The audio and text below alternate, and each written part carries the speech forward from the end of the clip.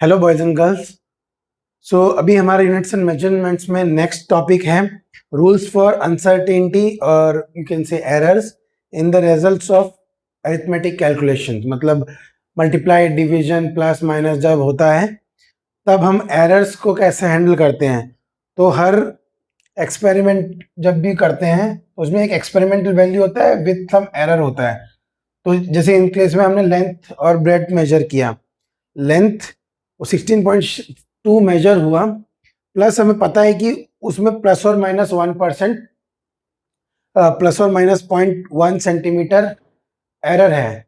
तो इसको कहते हैं एब्सोल्यूट एरर। एब्सोल्यूट एरर मतलब जिसकी यूनिट लेंथ और ब्रेड्थ के टर्म्स में ही हो, मतलब इनके यूनिट के टर्म्स में ही हो। सो ये है एब्सोल्यूट एरर।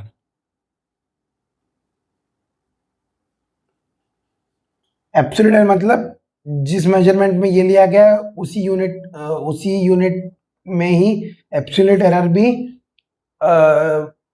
काउंट होता है। ठीक है, तो इन केस में एल एक्सपेरिमेंटल वैल्यू 16.2 सेंटीमीटर है, प्लस और माइनस 0.1 सेंटीमीटर। तो इसके कहने का मतलब है कि वो 16.1 से लेकर 16.3 सेंटीमीटर हो सकता है। ठीक है, पॉसिबल वैल्यू।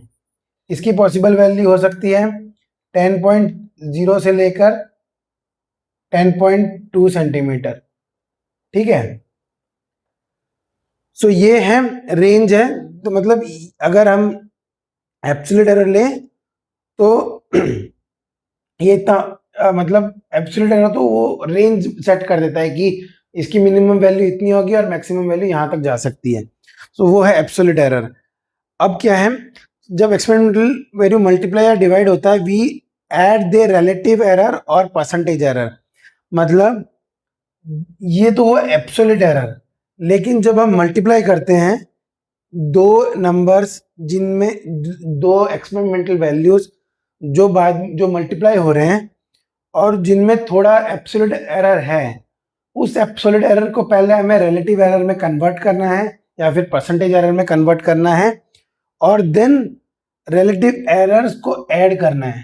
ठीक है, तो यहाँ पे हमने परसेंटेज एरर निकाला है। तो परसेंटेज एरर क्या होता है, जैसे एल प्लस डेल्टा एल दिया है, एल प्लस डेल्टा एल दिया है, तो ये एब्सोल्यूट हुआ। और रिलेटिव एरर क्या होगा, L plus delta L by L, ये हो गया रिलेटिव एरर। अगर इसको परसेंटेज एरर में कन्वर्ट करना है तो मल्टीप्लाई बाय 100%। तो ये वाला पार्ट हुआ परसेंटेज एरर। हम एनसीईआरटी में रिलेटिव एरर और परसेंटेज एरर को इंटरचेंजेबली यूज कर देते हैं। रिलेटिव एरर में परसेंटेज मतलब मल्टीप्लाई बाय 100 हटा के डायरेक्टली फ्रैक्शन में वैल्यू लिख सकते हैं।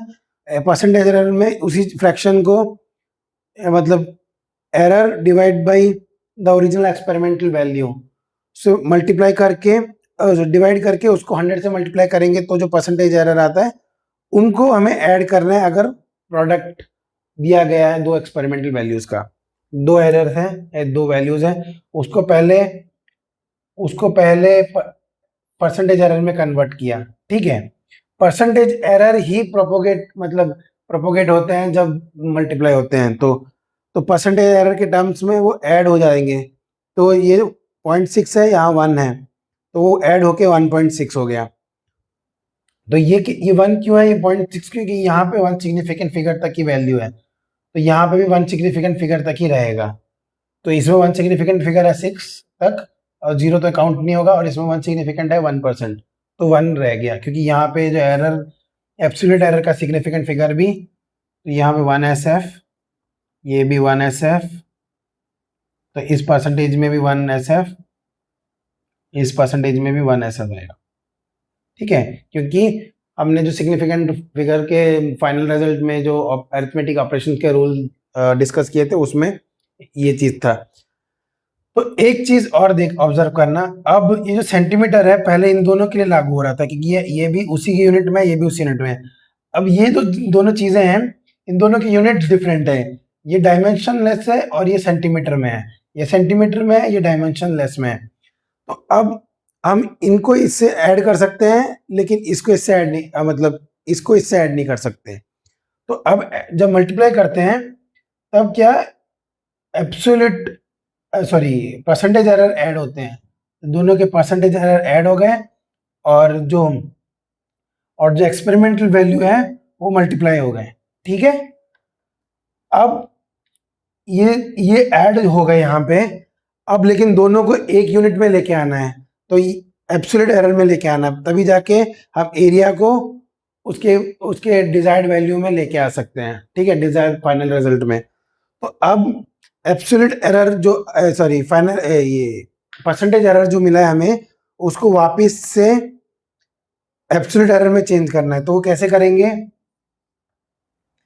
डेल्टा, ये एरिया है तो ये delta area by area experimental area EXP suppose लिख दो, तो ये एक्सपेरिमेंटल वैल्यू है इनटू 100। ठीक है, तो अब इससे इसकी वैल्यू है 1.6 सपोज। तो अब क्या है, हमें ये पता है, ये वाली वैल्यू है। ठीक है, तो हमें ये पता है, ये पता है, ये पता है, अब ये नहीं पता है, तो हम इस फॉर्मूला को यूज करके डेल्टा ए फाइंड कर लेंगे। तो डेल्टा ए हमको बाद में मिलता है 2.6 सेंटीमीटर स्क्वायर। तो अब इन दोनों की यूनिट सेम हो गई। अब क्या हमें सिग्निफिकेंट रोल्स के ऑपरेशंस में हमने एक चीज डिस्कस की थी कि जो फाइनल रिजल्ट है उसका सिग्निफिकेंट फिगर जो इंडिविजुअल सिग्निफिकेंट फिगर से ज्यादा नहीं हो सकता। तो इसमें 3 सिग्निफिकेंट फिगर है, इसमें एक सिग्निफिकेंट फिगर है, इसमें 3 सिग्निफिकेंट फिगर है, इसमें एक सिग्निफिकेंट फिगर है। तो फाइनल रिजल्ट में भी 3 सिग्निफिकेंट फिगर एक्सपेरिमेंटल वैल्यू में आएगा या फिर प्रोडक्ट जो कैलकुलेटेड वैल्यू में आएगा, और 1 सिग्निफिकेंट फिगर आएगा। तो ये 3SF, ये 1SF based on initial values of जो कैलकुलेशन में एक्सपेरिमेंटल वैल्यूज में हमने यूज किया था। तो that's the first rule for uncertainty with the results of arithmetic operations. Coming to the second rule, we're dealing with uncertainty during arithmetic operations. So जब दो experimental value को हम ऐड करते हैं जिसमें एक्सपेरिमेंटल वैल्यू के साथ एरर्स भी हैं, ठीक है, तो जब उनको ऐड और सब्ट्रैक्ट करते हैं, we consider only the decimal place and not significant figures. Final result should have decimal places as maximum as the value with least decimal places. तो अगर दो नंबर को ऐड करें, इस नंबर में एक डेसिमल प्लेस है, इस नंबर में 2 डेसिमल प्लेस है, तो इन दोनों को जब ऐड करेंगे तो जो फाइनल रिजल्ट है, ये अभी फाइनल रिजल्ट में इन दोनों में जो मिनिमम डेसिमल प्लेस है वो प्रोपोगेट होगा। तो ये वाला पार्ट जो डेसिमल प्लेस का प्रोपोगेट होगा, तो यहाँ पे 1 डेसिमल प्लेस तक ये रहेगा फाइनल रिजल्ट में। तो ये हमारा सेकेंड रूल है। यहाँ पे 2 है तो इसको गौर से दे दिए, रूल नंबर 2 है, नॉट रूल नंबर 1। तो जो थर्ड रूल है विथ अनसर्टेनिटी, हम उसको अभी डिस्कस करते हैं। तो उसमें ये बताया कि जो रिलेटिव एरर है वो सिर्फ सिग्निफिकेंट, जो उसमें फाइनल रिजल्ट आएगा रिलेटिव एरर में, वो बस इन दोनों, जो ये रिलेटिव एरर होता है, suppose delta R by R, ये रिलेटिव एरर है, मतलब ओरिजिनल वैल्यू के प्रोपोर्शन में कितना एरर आ रहा है, तो परसेंटेज में होता है या फिर फ्रैक्शन में होता है। तो परसेंटेज में, तो सपोज इसके K सिग्निफिकेंट फिगर्स है, इसमें J सिग्निफिकेंट फिगर्स है, तो ये दोनों ये यहाँ पर डिवाइड हो रहा है। तो जो फाइनल रिजल्ट होगा वो उसके सिग्निफिकेंट फिगर K और J में से जो लोअर है उस पर डिपेंड करेगा।